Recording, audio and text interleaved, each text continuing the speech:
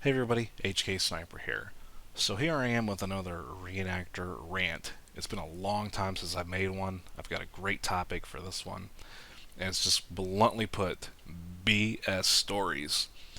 If you've ever been involved in this hobby in any capacity, either actual reenactor or someone who runs an event or someone who spectates at the event, you're just someone that shows up, this is all relevant to you.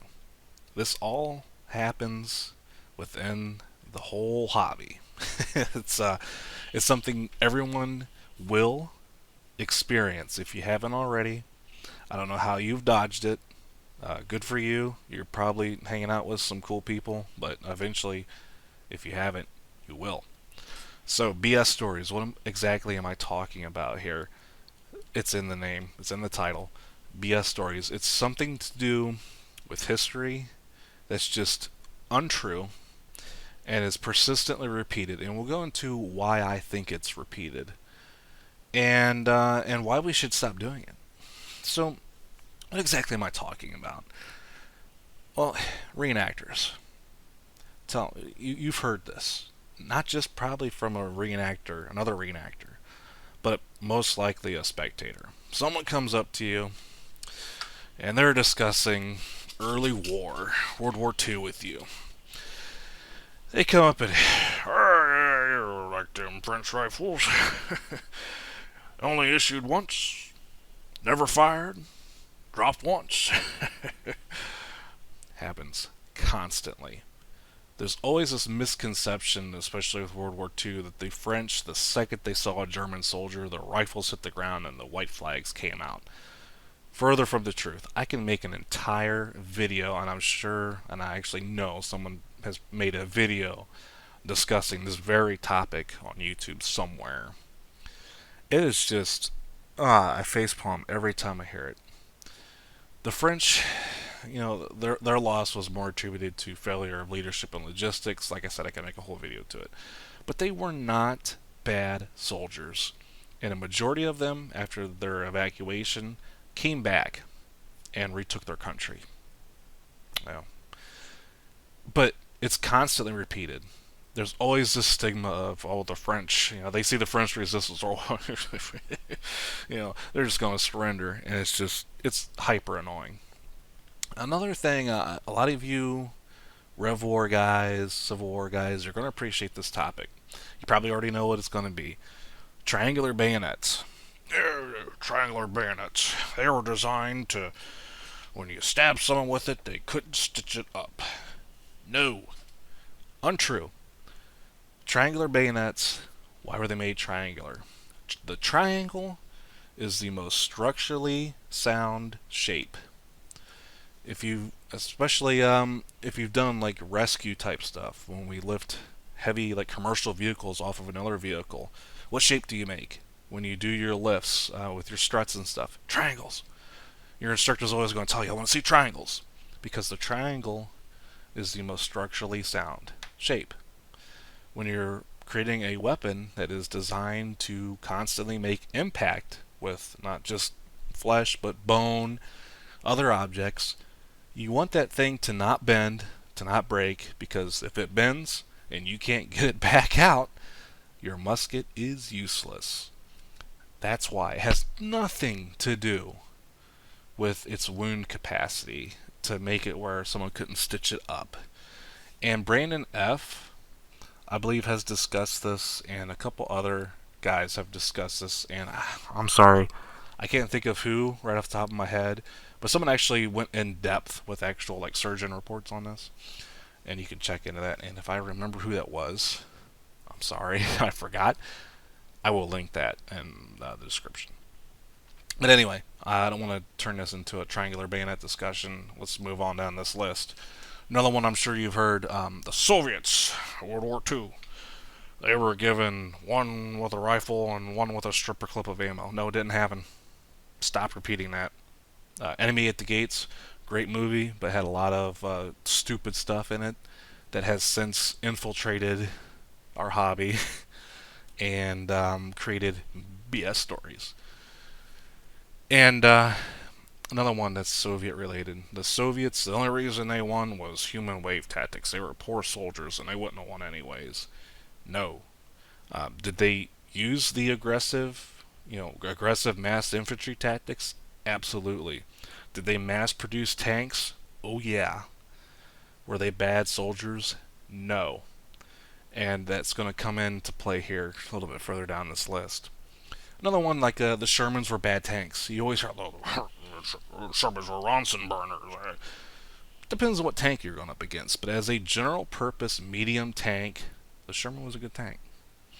Ask anyone that actually served with them. I'm sure you'll find someone, and you can find it in any occupation. Anyone that driven any type of vehicle, there's going to be someone that didn't like it.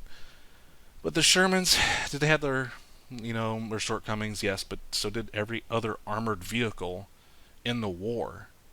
No armored vehicle is perfect, but the Sherman always gets the stigma of just being a bad tank, and it is persistently repeated. So here's one that's definitely going to ruffle some feathers. The Waffen SS were the best. They were the elite of the elite, cream of the crop troops. Maybe early on, when they were more hand select about who they wanted, but as the Waffen SS, and like I said, I was going to discuss this, went to the Eastern Front and got wiped out, they had to replace their troops. So they conscripted them. At that point, you're pretty much essentially a standard infantry unit. So, and that kind of goes along with this other one. The effectiveness of German infantry is constantly misguided in World War II reenacting. They're made to look like buffoons, especially at public battles. The Germans are just made to look like idiots, and I think is just a serious disservice to those who were there. And it's kind of going. This is another topic that's further down, but I think it really discredits history because the German soldier was very effective, and it was a tough fight. Infantry to infantry, it was a tough fight against the Germans, and without the combined arms use, especially the air power use of the Allies, they would have had a much, much rougher time. Um, I'm not sitting here to try to brag about the German infantry.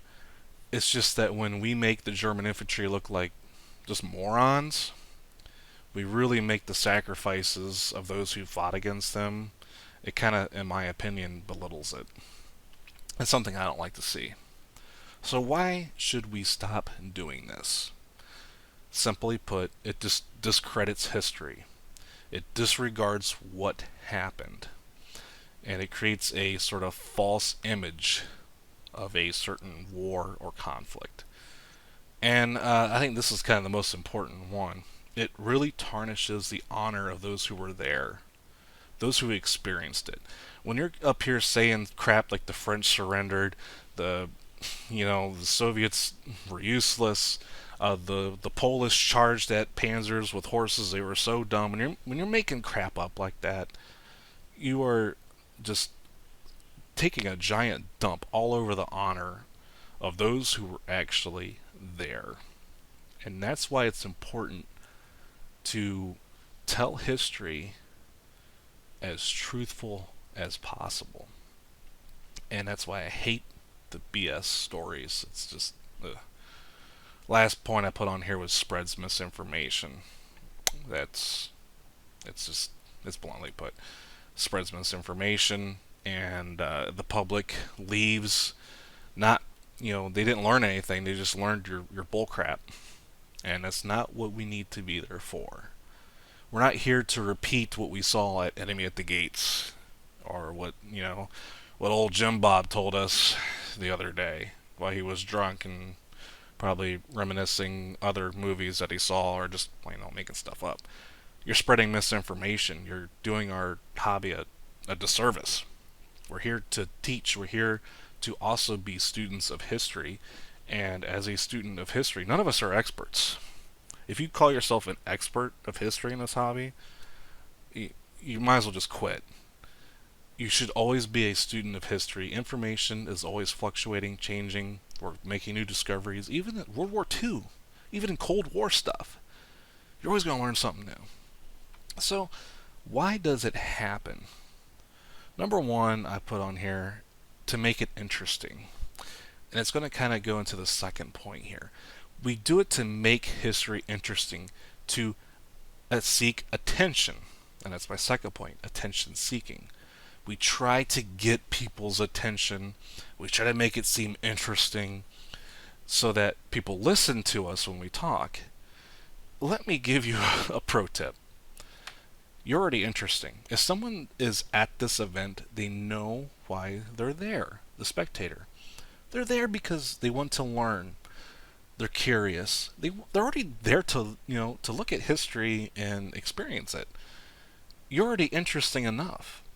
And furthermore, as reenactors, we're a bunch of weirdos that are out on a 90-degree summer afternoon on a Saturday, away from our weekday job, sitting around in wool uniforms, sweating our butts off. We're already interesting. You don't need to spice it up. It's already there. The interest is there. Another one, and this is kind of the more innocent example, I think, is genuine belief. They either heard it from someone they trusted, or some source misquoted something, or accidentally put something out. They obviously have a genuine belief on it. This is usually more innocent because it's usually easily remedied. You can tell someone, you can correct them, and hopefully them being a student of history, they're going to understand that. And most likely they would. If this is the reason, they are very easily corrected, and and pushing forward, they will not repeat a BS story, or they might, just go based off of, hey, they'll correct someone. So the last one up on here, and this is how we're going to wrap up this video, is national pride. And sorry, GI reenactors, you're very, very guilty of this. But they're so used to their home country, or honestly, truthfully, to whatever country they represent, because you have to have an interest in that country to do it. To reenact that country's military, you have to have at least some form of interest in, not necessarily the politics or anything, but at least their military, it's the cultural thing, the ancestry. So there's some reason there, and a lot of times people have this sort of pride for a particular nation. And like I said, GI reenactors are very guilty of this, of where they just believe that their country, or whatever country they're representing, was the sole victor. Everything they had was just like, boom, cream of the crop, top of the line. The fact is, no matter what nation fought in any war, and this goes for any conflict, any war. This is not just World War II specific. There's shortcomings on all sides. There's pluses and advantages, and disadvantages from all aspects of warfare, just simply put. And is it wrong to have, some form of pride? No. But when you utilize it to push what I would call an agenda, that's when it becomes a problem. When you're trying to discredit the war as a whole, that becomes a problem. And you're starting to spread misinformation. You're starting to tell BS stories. And again, you discredit history. You tarnish the honor of those who were there. And you just spread misinformation. It is not productive. So I'm going to leave it at that. Thanks for watching. I hope you enjoyed this one, and have a good one.